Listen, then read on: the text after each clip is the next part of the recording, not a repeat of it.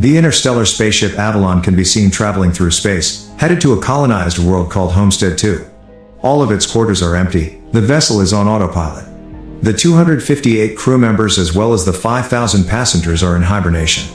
Suddenly, the ship passes through an asteroid belt that's weakening its shields. Power is diverted to the main shield, but the ship is on a collision course with a giant asteroid. Suddenly, the asteroid collides with the ship, causing various malfunctions. The ship begins self-reparations, but one of the hibernation pods activates. The passenger awakened is Jim Preston, a mechanical engineer. His pod opens and an automated system helps with his awakening, telling him that he spent 120 years in suspended animation and that the ship is only 4 months away from Homestead 2. He's told that he will be able to spend that time enjoying the luxurious aspects of the ship. Jim receives instructions about his ID band, his cabin and the primary activities he's to take part of prior to the arrival on the planet. Excited and nervous to meet the people on the ship, he gets ready, leaves his cabin and walks into an automated class meant for an entire learning group. Jim looks a little anxious as the hologram explains the situation on Earth, calling it overpopulated, overpriced and overrated. It tells him to hold his questions to the end of the lesson, but Jim keeps asking why he's the only one there. He realizes that the hologram can't answer him and goes to search for other people. He gets to the main concourse of the ship. No one is there either, but an automated informational desk offers to help. Jim asks to talk to a real person and it sends him off to talk to a steward, but when he finds that no one is there too, he asks to speak to the captain. When he gets to the bridge, even though he doesn't have access to go inside, he can see that none of the main crew is awake either. Jim eventually goes to the observatory, where he finds out that the ship is actually 90 years away from Homestead 2. He realizes that he woke up too soon, so he rushes back to the concourse and sends a message back to Earth asking what he should do, because he doesn't know how to get back into hibernation. The communication system informs him that the overpriced call to Earth would take approximately 55 years to get an answer back. Jim is devastated. He walks around and finds the ship's bar, where he sees another person. As he's talking to the bartender, something seems strange about him. When he goes to get him a drink, Jim realizes that he's an android. It's called Arthur. Jim wants to find out more information from him, but he can't even explain to the android how it's possible for him to be there ahead of time. Jim wakes up in his cabin the next day and goes to the cantina, where he quickly realizes that most of the things on the menu are reserved for gold-class passengers only. He gets his plain coffee and tries to figure out how to fix his hibernation chamber. After he gets all the tools, he manages to get it operating and lies down inside of the pod. But nothing happens. Next, he decides to use the tools he found to get into the crew's hibernation chambers. That doesn't work either. Small malfunctions happen around the ship. Jim keeps returning to the bar to drink, but mostly to talk to Arthur. The android gives him some advice that convinces him to break into one of the gold-class rooms and try to have some fun on the ship. Jim tries all the restaurants, the games, the entertainment system. But as time passes, he becomes even more miserable to be there alone. One day, he gets drunk and wanders around the hibernation pods, when he stumbles into an airlock with spacesuits designed for spacewalks.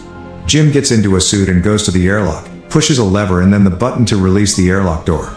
Once outside the ship, he's mesmerized by the view. He's the only conscious human being experiencing that moment in time. Jim releases the magnets on his boots and floats in space, feeling devastated. He comes back inside, takes off the suit, but goes back to the airlock without it on. He pulls the lever, ready to end it all, but changes his mind in the last moment, runs back inside and slips on a bottle. Jim stands up and is instantly drawn to a woman in one of the pods, named Aurora. He searches for her files in the directory and listens to her passenger interview, becoming enamored with her. Later he's seen sitting next to her pod, still listening to her interviews. Back in the bar, he's reading some of her work and is talking to Arthur about her writing.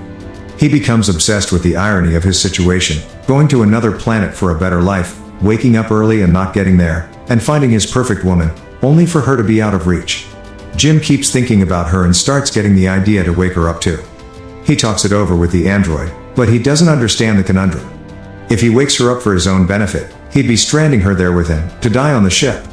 Jim decides against it first, but as time goes by he can't let it go, until one day, he changes his mind. He goes to her pod and manages to activate it. As she's waking up and going through the same process as he did, he hides and goes back to his room. A little bit later he goes to the main concourse, hoping to find her. And there she is, just as confused as he was a year ago.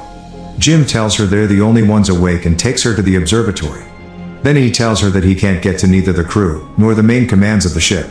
Aurora freaks out and wants to get back into her pod. When they get to it, Jim explains that there is no special equipment on the ship that can help them get back into hibernation, effectively telling her that they're stranded.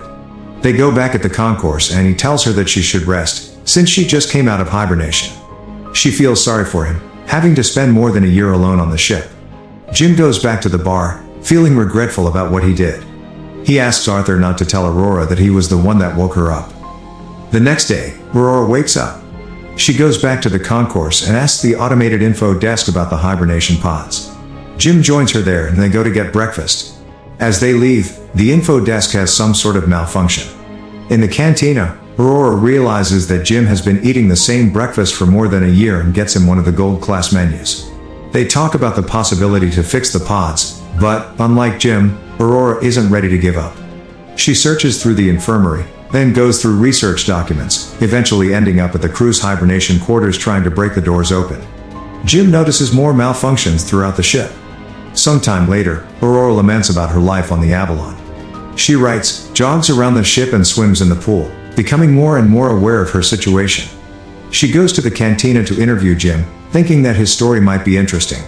She asks why he immigrated to the colony. Jim answers with slogans from the company first, but then further explains that he hopes that on the new world he could be somebody, he could build a life. Later, they end up in the observatory and Aurora finally shares her reason to be there. Unlike the other passengers on the ship, she has a round-trip ticket.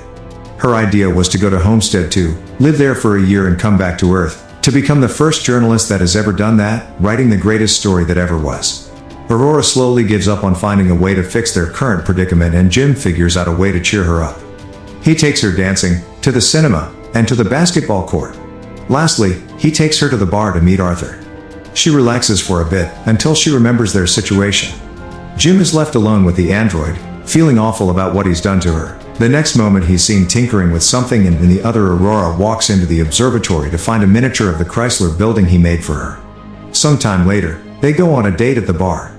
They have dinner and share stories about their lives.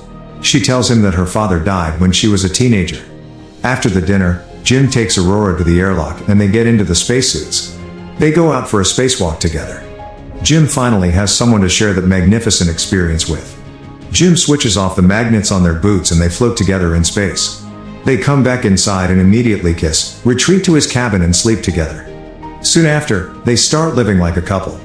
Aurora moves into his cabin and writes about her life on the ship. They jog together, eat together, sleep together. Jim explores the ship further and finds the hydroponics bay. He brings Aurora flowers. One day the ship passes by a red giant and they go to the observatory to see it. It's Aurora's birthday, so later that night they celebrate it in one of the many restaurants on the ship and then the bar. Jim goes to the washroom and prepares the ring he made for Aurora, while she stays in the bar chatting with Arthur. The android tells Aurora that Jim woke her up intentionally, unaware that he was still to keep that a secret. Suddenly, Jim comes back and she confronts him in absolute disbelief. She runs away furious and panicked. Jim comes back to his cabin to find all her things gone. He runs into her in the cantina the next day, but the moment he speaks, she runs away. Aurora is desperate. One night she goes over to Jim's cabin, punching and kicking him, wanting to kill him. Talking to her over the comm because she keeps avoiding him, Jim tries to apologize and explain his actions to her. He tells her he fell in love with her, but Aurora doesn't care. She can't forgive him for taking her life. One night, as Jim is in his cabin, another malfunction happens. The ship faces a critical error and the main command shuts down.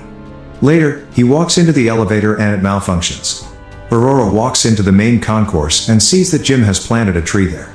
Then, she goes to the cantina, where the food dispensary is also malfunctioning. Suddenly, both of them hear the voice of the deck chief over the comms, asking who planted the tree. They both run into the concourse and see Gus Mancuso standing in front of Jim's tree. They introduce themselves and tell the chief about the situation. He doesn't understand how 3 pods could fail. Mancuso takes them to the bridge and he discovers that there is something wrong with the ship, but the information on the systems has to be checked manually.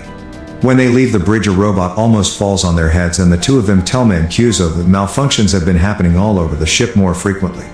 He says that shouldn't happen, as he shows them how to collect the data. Mancuso checks on the pods, when Jim joins him there. He's figured out what happened with Aurora's pod. The deck chief finds what Jim did to be terrible. Later, He's at the bridge checking the collected data when Aurora joins him. They talk about what happened with her pod, but he tells her that he can't do anything about it. Jim walks in with the 16th broken robot. Mancuso feels the hibernation sickness, so he goes to rest, but as he walks out, he coughs out blood. That night, Aurora can't sleep, so she goes for a swim. Suddenly there's gravity loss throughout the ship and she starts drowning as the water from the pool moves with her. The gravity drive resets and she barely makes it out alive. They both run into each other going to find Mancuso. The three of them are back at the bridge, slowly discovering what has been going on with the ship. Mancuso figures out that something happened 2 years ago, taking out a major system. They need to find and fix what has caused the failure, because the entire ship is trying to pick up the slack. If they don't fix it, the entire vessel will be stranded. They go to find the problem, but Mancuso faints, so Jim and Aurora take him to the infirmary. He's dying and there are no treatments that can stop it or prolong the time he has left. Sometime later, the three of them meet in the observatory and Mancuso gives Jim his ID bracelet, tells them to fix the ship and immediately perishes. Suddenly, the lights change to an alarming red and the ship starts shaking. Jim tells Aurora that he needs her help and they run toward engineering, but there's another failure in the gravity drive. And immediately another one that afflicts Arthur as well. Jim deactivates him. They finally arrive in engineering and start looking for the problem. They find it in the power plant and as they open the hatch, Aurora gets sucked in. The asteroid has caused a breach in the hull in that area. Jim gets sucked in too, but he holds onto the hatch as it keeps closing on him. Eventually he gets sucked in too, but they quickly manage to seal the breach. Instantly after fixing that problem, Jim realizes that there is more than one breach in the hull. The two of them follow the trajectory of the meteor and find that it has hit the reactor control computer. Jim thinks he can find replacement parts for it. They find the part and change it, but the process of venting the reactor still fails. They do it manually, but it fails again. Jim figures out that he needs to open the vent door from outside of the ship, so they can cool the reactor down.